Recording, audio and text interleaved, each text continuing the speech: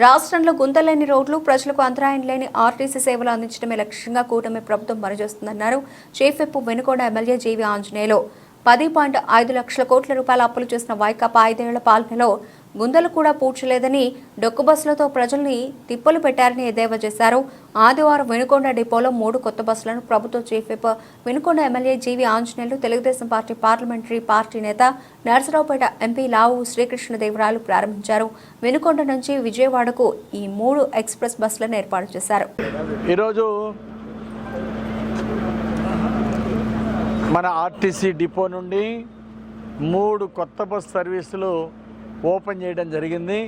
MP Srikrishnadevarayalu గారు, మాజీ శాసనసభ్యులు మక్కెన గారు, అలాగే ఇక్కడ ఉన్నటువంటి ఎన్డీఏ నాయకులు, ఆర్టీసీ డిఎం గారు, అట్లాగే ఆర్టీసీ ఎంప్లాయీస్ అందరూ కూడా పాల్గొన్నందుకు అభినందనలు తెలియజేస్తున్నా. మీడియా సోదరులందరికీ నమస్కారాలు. గత ప్రభుత్వంలో మిగిలిచ్చింది 10,50,000 కోట్ల అప్పులు మిగిల్చారు. వైఎస్ఆర్ పాలనలో ఏముందండి, 5 సంవత్సరాలు గుంటలు కూడా బోడ్చలేని ప్రభుత్వాన్ని చూసాం. డొక్కు బస్సులు తిప్పిన ప్రభుత్వాన్ని చూసాం. ఆర్టీసీ కార్మికులకు అట్లా ఏదో ప్రభుత్వ రంగంలో కలిపామని చెప్పేసి మాయమాటలు చెప్పారు. వాళ్ళకు ఒక్క అంగుళం కూడా వాళ్ళకి మేలు చేయాల. ఏం చేశారు చెప్పమనండి? వైఎస్ఆర్ పాలనలో ఆర్టీసీ ఎంప్లాయీస్కి మీరు ఏం చేశారు? ఒక్క మేలు చేశారా చెప్పండి? ఏమీ చేయలేదు. అన్నీ మాయమాటలు, మోసం మాటలు తోటే కాలం గడిపారు. 5 సంవత్సరాల కాలం గడిపారు. అలాగే ప్రజలు కూడా మిమ్మల్ని ప్రశాంతంగా సాగనంపారు. ఈరోజు అభివృద్ధి చేసే ప్రభుత్వాన్ని ప్రజలు కోరుకుంటున్నారు. అందుకే చంద్రబాబు గారు 900 కోట్లు కేటాయించి మొత్తం కూడా నిధులు విడుదల చేశారు. ఆల్రెడీ మన పల్నాడు జిల్లాలో అలాగే వినుకొండలో కూడా గుంటలు పూడ్చే కార్యక్రమం మొదలుపెట్టాం. పార్ట్ హోల్స్ పూడ్స్తే ముందు ప్రయాణికులకి యాక్సిడెంట్లు కాకుండా ప్రాణాలు కాపాడవచ్చు, వెహికల్స్ దెబ్బతినకుండా చూస్తున్నాం. ఇప్పుడు 6 నెలల్లోనే సుమారు 20 బస్సుల పైన గత 5 నెలల్లో 20 బస్సుల పైన ఇక్కడ ప్రారంభించాం. ఒక వినుకొండ డిపోలోనే రాష్ట్ర వ్యాప్తంగా సుమారుగా 300 బస్సుల పైన కొత్త సర్వీసులు ఈరోజు నడుస్తూ ఉన్నాయి. మరి ఆ రోజు గతంలో వైసీపీ పాలనలో ఎందుకు చేయలేకపోయారు? కొత్త బస్సులు ఎందుకు? ప్రజల యొక్క ప్రయాణం బాగా జరగాలంటే బస్సులు కూడా కండిషన్లో ఉండాలా. కండిషన్లో లేని బస్సుల వల్ల కొన్ని యాక్సిడెంట్లు అవుతున్నాయి, ప్రయాణికులకి ఇబ్బంది అవుతుంది. మధ్యలో బ్రేక్ డౌన్లు అంటే ఇలాంటి బ్రేక్ డౌన్లు ఉండకుండా ఉండాలంటే కొంచెం కొత్త బస్సులు కూడా బాగా ఓల్డ్ అయిపోయిన బస్సుల ప్లేస్లో కొత్త బస్సులు కూడా తిప్పితే బాగుంటుంది. అందుకే ఇప్పుడు 20 బస్సులు మన వినుకొండ డిపోలో కొత్తగా ప్రారంభించాం.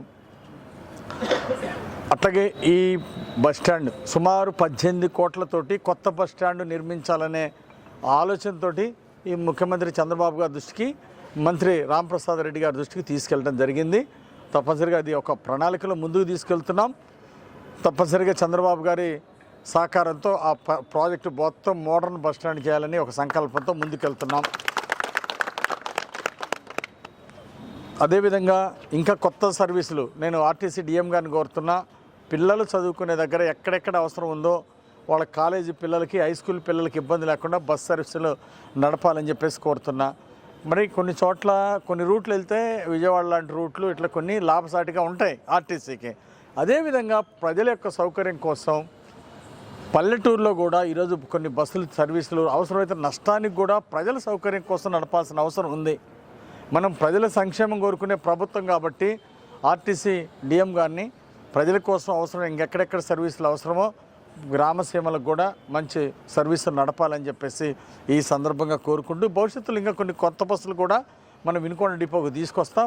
ఇందిరా బస్సులు కూడా ఆల్రెడీ గతంలో కొన్ని కొత్త బస్సులు తీసుకొచ్చాం, భవిష్యత్తులో కూడా తీసుకొస్తామని ఈ సందర్భంగా తెలియజేస్తూ ఈరోజు హైర్ వెహికల్స్ పెట్టడానికి కూడా తెలుగుదేశం ప్రభుత్వంలో చాలామంది ముందుకు వస్తున్నారు. ఎందుకంటే వాళ్ళకి ఎలాంటి ఇబ్బందులు లేకుండా ఇటు ప్రయాణికులు సౌకర్యంగా అలాగే హైర్కి బస్సులు ఏర్పాటు చేసినటువంటి ప్రైవేట్ ఓనర్స్ కూడా ఇబ్బంది లేకుండా హైర్ బస్సులు కూడా మేము ప్రోత్సహిస్తున్నాం ప్రభుత్వం నుండి.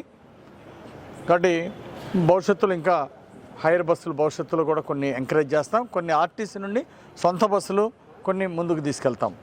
సో ఈరోజు ఈ కార్యక్రమంలో పాల్గొన్న ప్రతి ఒక్కరికి కూడా హృదయపూర్వక అభినందనలు తెలియజేస్తూ గుంటల లేని రోడ్లు మన సంక్రాంతి పండగ కల్లా చేయాలనే సంకల్పంతో ముందుకెళ్తున్నాం. ప్రజలందరూ మమ్మల్ని ఆశీర్వదించాలి. చంద్రబాబు గారిని, ఎన్డీఏ ప్రభుత్వాన్ని మా అందరికి కూడా కొందంట అండగా ఉండి మమ్మల్ని ముందుకు నడపాలి. ప్రజల యొక్క సంక్షేమం కోసం మన ప్రాంతం యొక్క అభివృద్ధి కోసం శక్తి వంచన లేకుండా కృషి చేస్తాం.